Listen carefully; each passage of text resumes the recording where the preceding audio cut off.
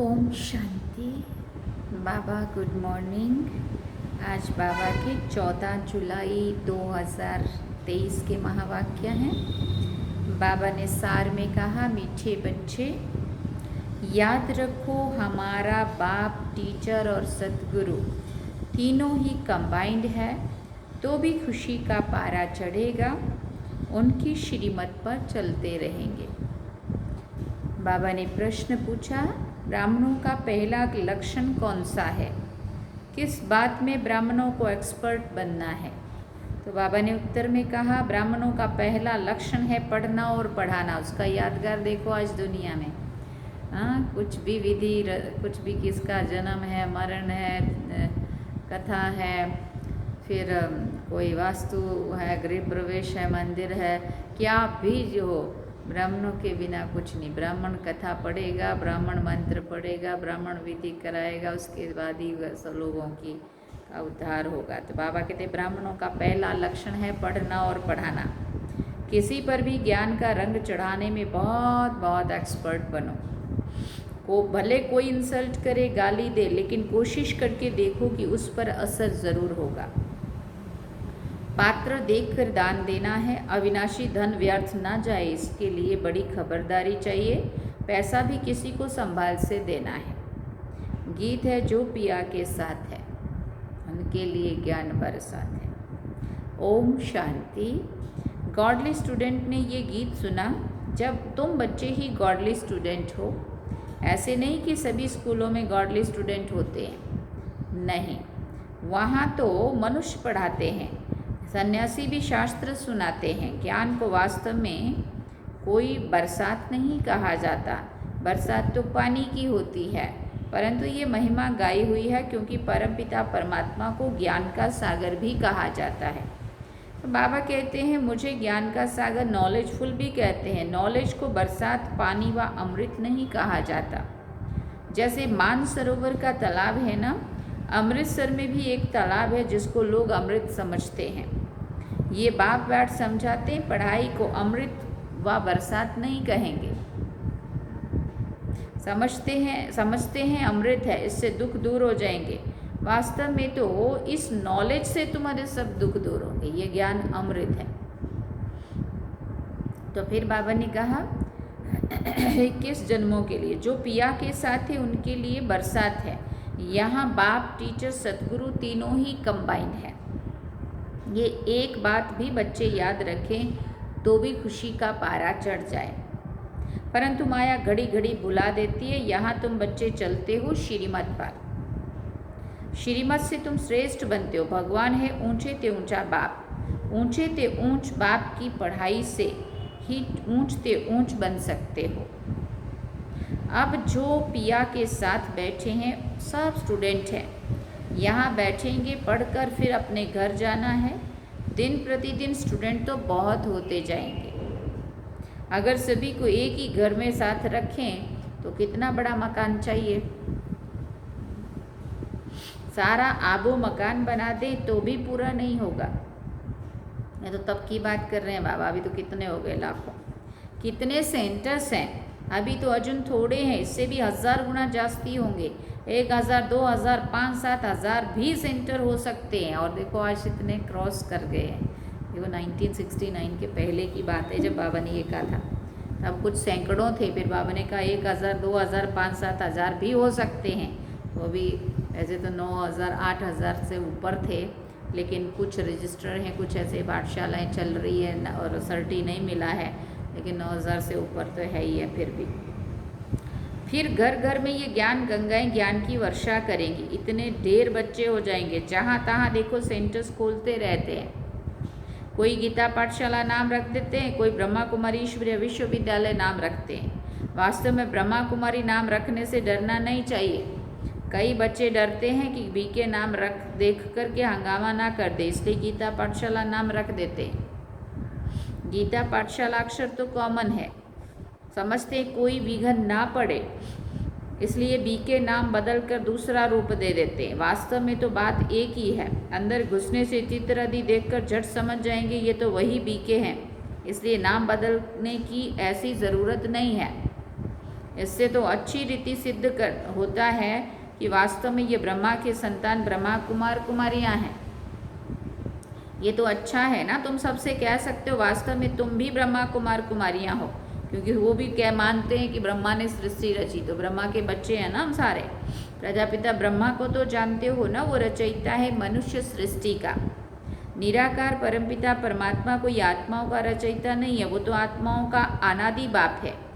प्रजापिता ब्रह्मा भी तो अनादि है ना, आत्माओं का बाप इनमें आता है, आकर ब्रह्मा को अडॉप्ट करते हैं प्रजा रचने के लिए।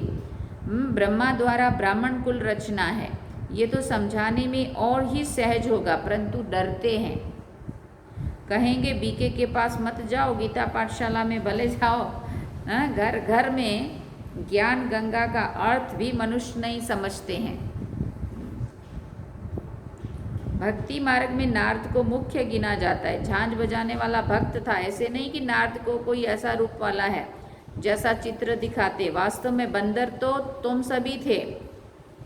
नारद को बंदर बताते हैं ना, बंदर का रूप। सूरत मनुष्य की सीरत बंदर की थी, यूं तो सब नारद हैं, सब भक्त हैं ना। समझ सकते हैं कि जब तक हम दैवी गुण वाले मनुष्य ना बने तब तक हम लक्ष्मी को वर नहीं सकेंगे।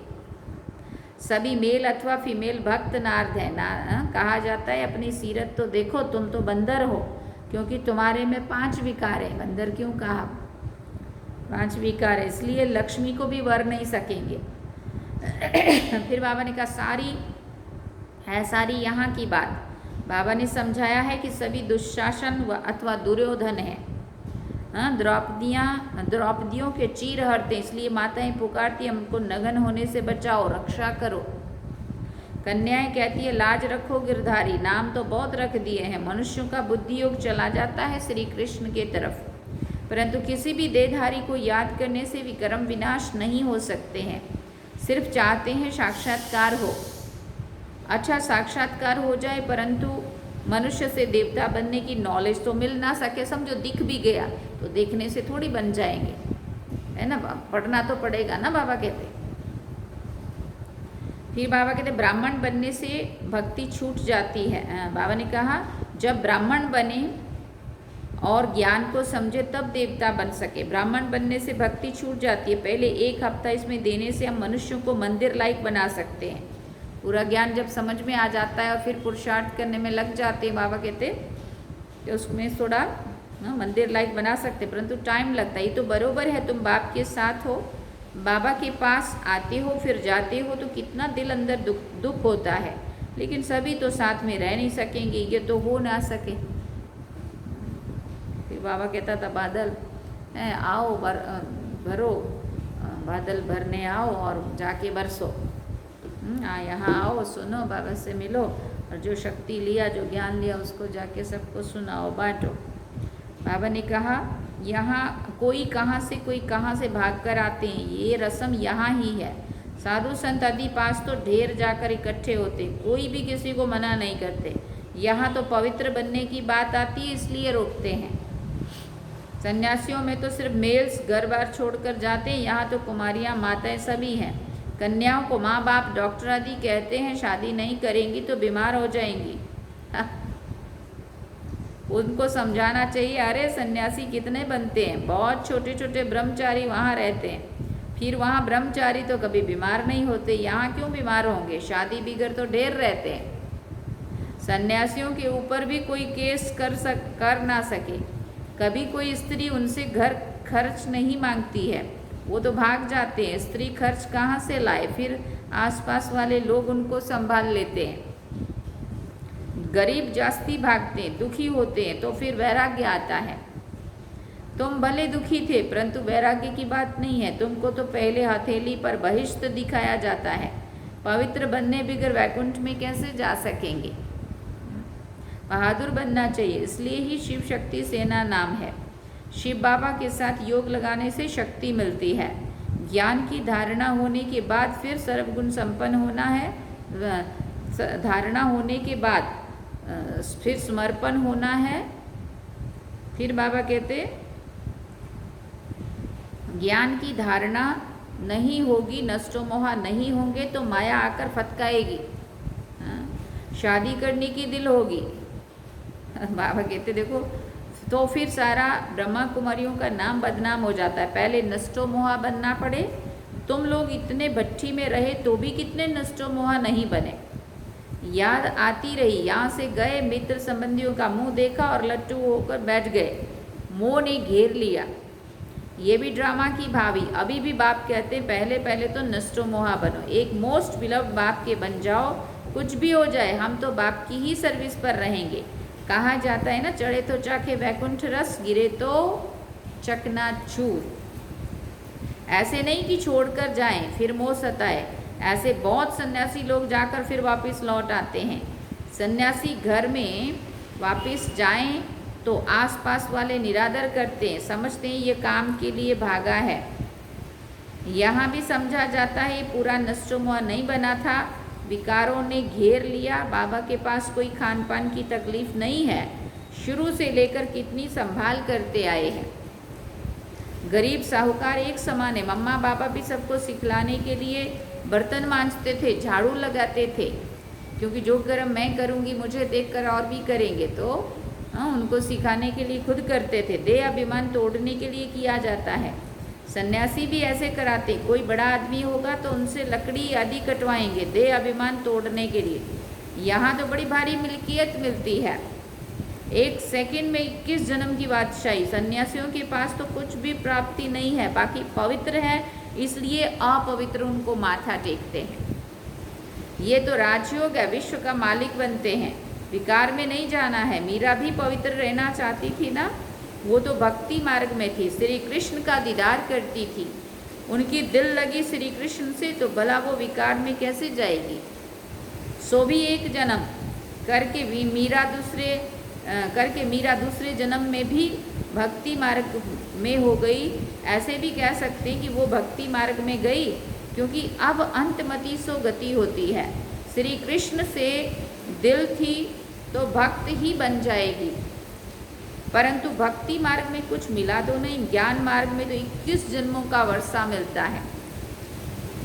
भक्ति भी पहले शिव की करते हैं, फिर देवताओं की करते हैं। अभी तो देखो चूहे बिल्ली आदि सबकी भक्ति करने लग पड़े हैं। श्री कृष्ण को छोड़कर हनुमान गणेश आदि की भी भक्ति करने लग पड़ते। सतयुग त्रेता में भी कलाएं कम होती जाती हैं और भक्ति में भी कलाएं कम होती जाती है। अभी तो कोई काम के नहीं रहे हैं। जब ऐसी हालात होती है तब बाप आकर समझाते हैं। आधा कल्प ऊंच चढ़ते हैं, फिर आधा कल्प के बाद गिरना शुरू हो जाते हैं। मनुष्य समझते गिरना ही है तो फिर ज्ञान लेकर क्या करें, परंतु ईश्वरीय नॉलेज बिगर मनुष्य तो कोई काम का है ही नहीं। ज्ञान जरूर चाहिए। शरीर निर्वाह अर्थ पढ़ते हैं, कन्याओं को भी आजकल शरीर निर्वाह अर्थ पढ़ना पड़ता है। बोले अपने पैर में खड़ा हो जाओ, किसी का ऊपर डिपेंड ना रहना पड़े, क्योंकि अभी किसी को किसी के ऊपर भरोसा ही नहीं। आगे ये कायदा नहीं था, कन्याएं घर संभालती थी, बच्चे नौकरी के लिए पढ़ते थे। अब बेहद का बाप तुम बच्चों को पढ़ा रहे हैं। अगर सभी यहाँ बैठ जाएं तो फिर मित्र संबंधियों आदि को ज्ञान कैसे देंगे, इसलिए जाना पड़े, उनके बीच में ही रहना पड़े। पढ़ना और पढ़ाना है, कोई तो बिल्कुल पढ़ते ही नहीं है, तो समझना चाहिए ये हमारे ब्राह्मण कुल का नहीं है, ये हमारे ब्राह्मण कुल का ही नहीं है। रंग लगाने की कोशिश ज़रूर करनी चाहिए, इसमें डरने की भी बात नहीं है। कोशिश करने से फिर कोई ना कोई को रंग लग जाएगा। भले कोई इंसल्ट करे, गाली दे, तुम पुरुषार्थ करके देखो, किसी न किसी ऊपर असर ज़रूर होगा। बिच्छू चलता है तो नरम चीज़ देखकर वहाँ डंक मार देता है, जांच करता है। यहाँ भी बच्चों को बहुत एक्सपर्ट बनना चाहिए। अविनाशी धन कहाँ व्यर्थ किसी को नहीं देना है, पात्र देखकर दान करना है। अगर किसी को दान दिया और उसने कोई विकर्म कर लिया तो उसका पाप उस दान देने वाले पर आ जाएगा। यह है कर्मों की गुह्य गति। यहाँ बड़ी खबरदारी, हम समझते हैं कि हम दान कर रहे हैं, लेकिन वो दान कर रहे हैं कि पाप सिर पे चढ़ा रहे हैं ये नहीं पता। बाबा कहते हैं यहाँ बड़ी खबरदारी चाहिए। पैसा तो बड़ी संभाल कर किसी को देना है, पूछ कर। यहाँ तो जो भी बना रहे हैं ये सब जल्दी जल्दी टूट फूट जाएंगे। ये मकान भी बच्चों के रहने के लिए बने हैं। ये तो जानते सब टूटने, अर्थक्वेक होगी तो मंदिर आदि सब टूटेंगे। हाँ, हमारी राजधानी में ये कुछ भी नहीं है, ना अमेरिका रशिया आदि होगा, सिर्फ भारत खंड रहना है, ये भी तुम बच्चे जानते हो। बाकी दुनिया तो घोर अंधियारे में है। बाबा का ये कितना बड़ा स्कूल है, इसमें टीचर्स भी नंबरवार हैं, सभी एक समान तो होते नहीं हैं। इसमें तुम देखेंगे सबसे बड़ा टीचर तो शिव बाबा है। फिर है ये ब्रह्मपुत्रा नदी, कहते भी हैं त्वमेव मातश्च पिता त्वमेव, तो ये माता ठहरी ना। फिर सरस्वती का भी नाम है, ब्रह्मा की राशि पर ब्रह्मपुत्रा नाम ठीक है, दिखाते भी हैं। सागर और ब्रह्मपुत्रा नदी का मेला होता है यहाँ। फिर आत्मा और परमात्मा का ये मेला है, इसका ही यादगार फिर भक्ति मार्ग में, इसका ही यादगार फिर भक्ति मार्ग में गाया जाता है। अच्छा, मीठे मीठे सिकिल दे बच्चों प्रति माता पिता बाप दादा का याद प्यार और गुड मॉर्निंग। रूहानी बाप की रूहानी बच्चों को नमस्ते। हम रूहानी बच्चों की रूहानी माता पिता बाप दादा को दिल व जान सिकवा प्रेम से याद प्यार, गुड मॉर्निंग, नमस्ते, थैंक यू बाबा, शुक्रिया बाबा। धारणा के लिए मुख्य सार है, पहला पॉइंट, मोस्ट बिलव्ड बाप का बनने के पहले पूरा पूरा नष्टो मोहा बनना है। जब अवस्था पक्की हो तब सेवा में लगना है। दूसरा पॉइंट, इस दुनिया से दिल का वैराग्य रख पवित्र बनने में बहादुर बनना है। दान बहुत खबरदारी से पात्र को देखकर करना है। वरदान में बाबा ने कहा, परिस्थितियों को साइड सीन समझकर पार कर आगे बढ़ने वाले मास्टर सर्वशक्तिमान भव। सदा अपने मास्टर सर्वशक्तिमान स्वरूप की स्मृति में रहो तो हर परिस्थिति में ऐसा अनुभव होगा जैसे एक साइड सीन है। परिस्थिति समझने से घबरा जाते, लेकिन साइड सीन अर्थात रास्ते के नज़ारे समझेंगे तो सहज पार कर लेंगे, क्योंकि नज़ारों को देखकर खुशी होती है, घबराते नहीं हैं। विघन नहीं है, लेकिन आगे बढ़ने का साधन है। परीक्षा से क्लास आगे बढ़ता है, इसलिए कभी भी कोई बात में रुको नहीं, सदा मास्टर सर्वशक्तिवान हो, इस स्मृति से उड़ती कला का अनुभव करते रहो। स्लोगन में कहा, ऐसे सहज योगी बनो जो आपको देखने से ही दूसरों का योग लग जाए। नहीं, बड़ी अच्छी स्थिति होती है ना कई बार ऐसा, जैसे दादियों को देख करके ही हमारे योग लगते हैं, बड़ों को, दीदियों को, सीनियर को, जो बहुत योगी आत्माएं होती है, बहुत कम बोलती है, मुस्कुराती है, योग युक्त रहती है, तो हम जैसे ही उनके सामने जाते हैं, मिलते हैं, तो हम भी शांत हो जाते हैं, हम भी दृष्टि लेने लग जाते हैं, कितना योग लगने लगता है। तो बाबा कहते हैं, ऐसे सहज योगी बनो जो आपको देखने से ही दूसरों का योग लग जाए। हमें भी ऐसी स्थिति बनानी है। तो ये थे आज के महावाक्य।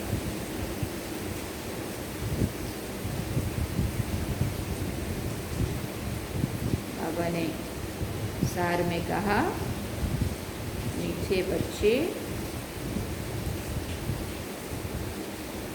याद रखो, हमारा बाप, टीचर और सतगुरु तीनों कंबाइंड है तो खुशी का पारा चढ़ेगा और उनकी श्रीमत पर चलते रहेंगे। और गीत सुना, जो पिया के साथ है उसके लिए बरसात है। सही में बाहर इतनी तेज़ बरसात हो रही है, मुझे तो लगा लाइट ही चली जाएगी, लेकिन अभी तक है लाइट। बहुत तेज़ बरसात हो रही है, आप आवाज़ भी सुन रहे होंगे। और मौसम बहुत तेज़ बरसात का है। तो अभी हमने आज बाबा के ये महावाक्य सुने, अब हम बाबा को याद करते हैं। चलिए बाबा की याद